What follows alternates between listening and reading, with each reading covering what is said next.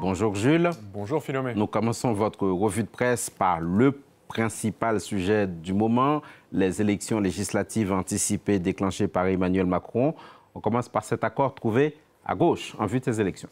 Oui, avec le nouveau Front populaire, la victoire est à portée de main pour l'Humanité, le quotidien communiste qui se réjouit de l'alliance formée 4 jours seulement après l'annonce de la dissolution de l'Assemblée nationale et des élections législatives. Un accord signé hier soir aux environs de 20h, heure de Paris, pour se tenir prêt au choc contre le Rassemblement national face au risque de voir l'extrême droite arriver au pouvoir. L'Alliance est la seule capable de battre le camp lepéniste et d'obtenir une majorité selon l'Humanité. Lecture complètement différente de cet accord du côté du Figaro. Oui, le principal quotidien de droite a sur lui que Jean-Luc Mélenchon veut imposer sa loi à la gauche et à Raphaël Glucksmann, qui a fini en tête des partis de gauche aux européennes. La France insoumise se taille la meilleure part du gâteau pour le quotidien. Derrière l'accord, il y a une guerre d'influence entre le Parti socialiste et la France insoumise. La bataille a été rude dans les négociations, rapporte le Figaro, pour l'attribution des circonscriptions gagnables. Chaque parti veut obtenir un groupe important à l'Assemblée nationale. Le programme, lui, sera dévoilé aujourd'hui. Mais comme le dit l'eurodéputé écologiste David Cormand, il y a un truc magique en politique. Quand il y a un accord sur les circonscriptions, les questions de programme se règlent tout de suite. Voilà donc réponse dans la journée pour le programme. Dans la presse internationale également, Jules Boiteau, l'Afrique du Sud, où un accord de gouvernement a été trouvé.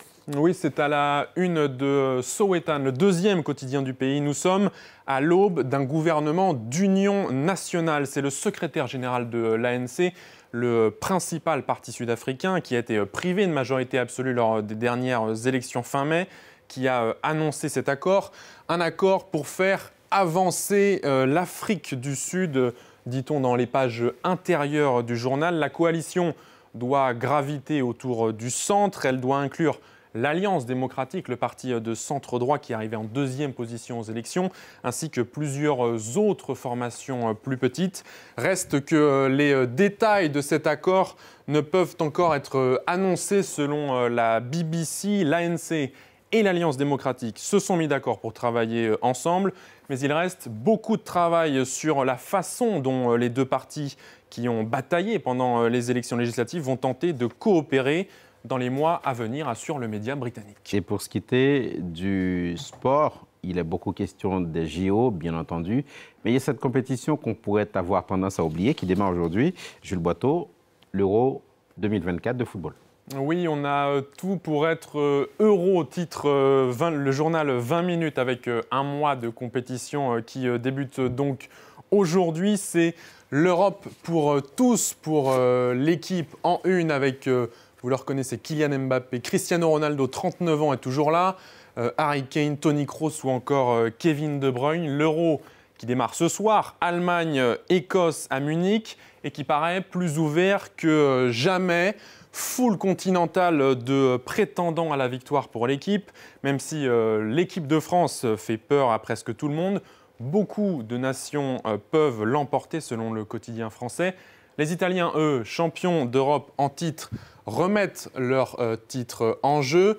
Siamo, Fatih et la Stessa Stoffa, nous sommes tous faits du même tissu, titre le Corriere dello Sport, pour soutenir son équipe. La Squadra Azzurra va tenter, certes, de conserver son titre, mais va tenter aussi de gagner le cœur des Européens. C'est vrai que face aux stars françaises, anglaises, allemandes, l'équipe italienne apparaît un peu plus anonyme, mais elle essaiera contre l'Albanie samedi pour son premier match de bien rentrer dans la compétition.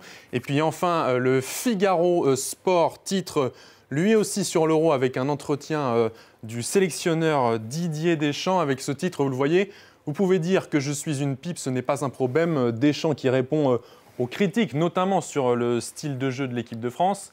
L'équipe de France, justement, est-elle favorite ? Réponse à la Deschamps, favorite, d'accord, avec 7 victoires en 8 matchs de qualification. Mais attention, pas d'excès de confiance. C'est vrai que 8 des 10 meilleures équipes au classement FIFA joueront cet Euro.